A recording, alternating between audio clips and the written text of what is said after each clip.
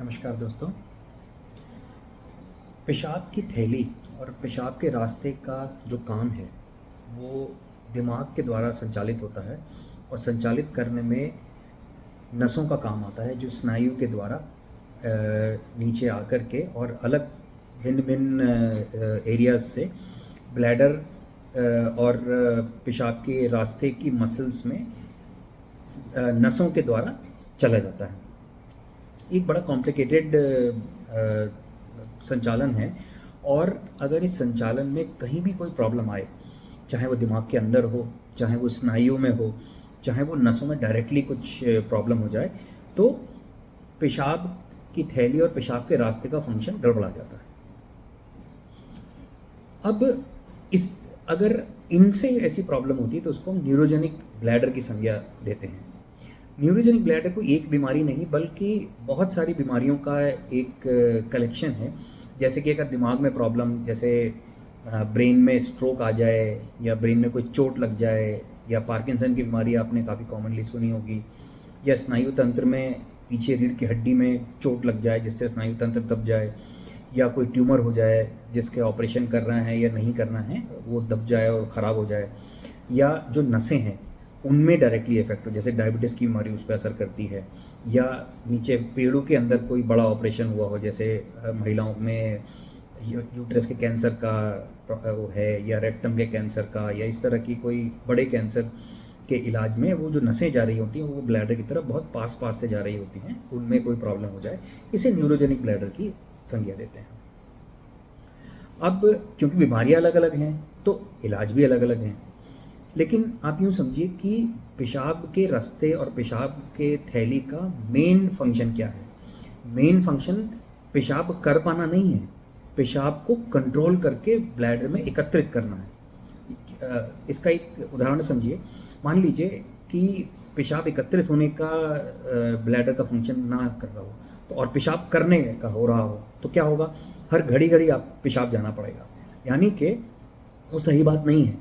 उल्टा सोचिए कि अगर पेशाब एकत्रित तो ठीक से हो रहा है लेकिन कर नहीं पा रहे हैं, वो आप कर सकते हैं कि नाली डाल करके या जैसे भी करके पेशाब समय समय पर किया जा सकता है।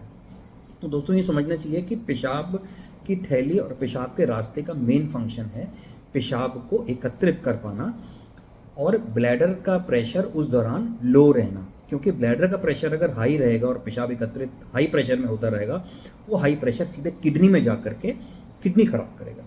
तो जब भी कोई न्यूरोजेनिक ब्लैडर का पेशेंट होता है तो उसको हम सबसे पहले ये देखते हैं कि उनके ब्लैडर को स्टोर करने लायक कैसे बनाया जाए, चाहे तो वो दवाइयों के द्वारा हो, चाहे कभी कभी कुछ खास तरह के इंजेक्शन ब्लैडर में दिए जाते हैं, बोटॉक्स इंजेक्शन बोलते हैं, या बहुत रेयर केस में बड़ा ऑपरेशन करके आंत जोड़ करके पेशाब की थैली का साइज़ बढ़ाया जा सकता है।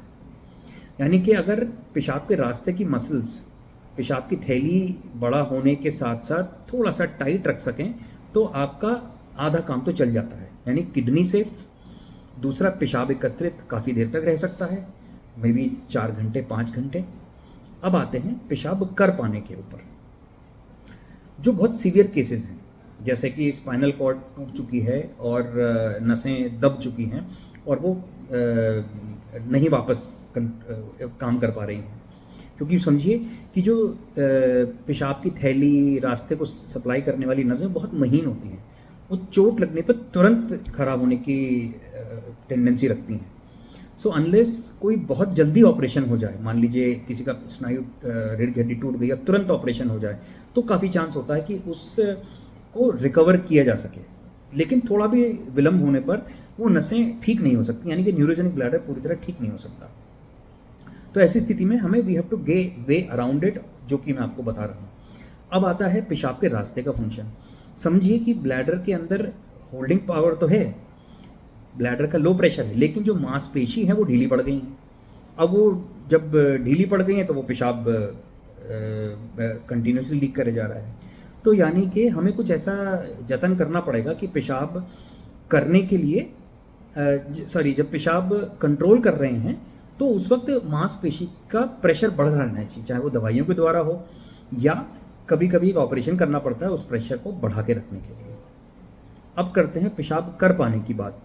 पेशाब कर पाने की बात में क्या होना चाहिए कि दो चीज़ें आवश्यक हैं कि पेशाब की थैली पंपिंग पावर रखती हो जब चाहें आप, या चाहे ना भी चाहें, चाहे रिफ्लेक्स के द्वारा, और साथ ही जो पेशाब की नाली है उसकी जो मांसपेशियां हैं वो ढीला होने की क्षमता रखती हैं। दोनों एक साथ होना चाहिए। अब आइडियली तो ये कंट्रोल ब्रेन में होता है, वो तो है नहीं, तो उसके लिए कभी कभी कुछ दवाइयों के हेर फेर से काम किया जा सकता है। नहीं तो मोस्ट ऑफ द टाइम अगर हमने ब्लैडर का स्टोरेज फंक्शन, मतलब पेशाब एकत्रित होने की क्षमता अचीव कर ली है, तो फिर हम पेशाब करवाने के लिए एक CIC एक तरीका होता है। सुनने में बड़ा लगता है कि मरीज़ को खुद या उसके जो केयर टेकर हैं वो पेशाब के रास्ते में हर 4 या 6 घंटे में एक बार नाली डालें और पेशाब खाली कर दें। तो इसके एक प्रॉपर तरीका होता है, जो आप जब अपने डॉक्टर से मिलेंगे तो वो प्रॉपर तरीका बताएंगे आपको, किस प्रकार से सफाई रखनी है, किस प्रकार से नाली डालनी है, जेली लगा करके लुब्रिकेट करना है ताकि कोई चोट ना पहुँचे। इस प्रकार से पेशाब को खाली किया जा सकता है। और कुछ ऐसे लकी लोग होते हैं जिनमें पेशाब खाली करने की कुछ क्षमता रह जाती है, वो हम दवाइयों या कुछ इंजेक्शन वगैरह के द्वारा उसको बढ़ा सकते हैं। एक और पद्धति होती है वो न्यूरोसर्जिकल ऑपरेशन है, जो कॉस्ट की और अवेलेबिलिटी की वजह से इंडिया में बहुत ज़्यादा प्रचलित नहीं है। वो एक उसमें क्या करते हैं, एक तरह का पेसमेकर लगाया जाता है, उससे उसको समय समय पर आप ऑन कर सकते हैं जिससे कि तुरंत पेशाब निकलने का एक यूँ समझिए कि एक नसों का एक नया सिस्टम बना देता है कि वो खुद स्टिमुलेट करता है पेशाब के रास्ते को रिलैक्स होने के लिए और ब्लैडर को पंप करने के लिए। इसे कहते हैं ब्रिंडलेस सिस्टम। वो बहुत कम अवेलेबल है इंडिया में। सो दोस्तों, ये ज़रूरी है कि अगर हम ब्लैडर, इस न्यूरोजेनिक ब्लैडर में ब्लैडर को रिलैक्स करके रोकने की क्षमता अच्छी रखें और चाहे CIC या किसी और पद्धति के द्वारा हम पेशाब करवाने का जतन करें, तो और समय समय पर डॉक्टरी सलाह लेते रहें ताकि किडनी हमारी सेफ रहें और क्वालिटी ऑफ लाइफ मेंटेन रहे, तो आप एक आम जीवन व्यतीत कर सकते हैं। नमस्कार।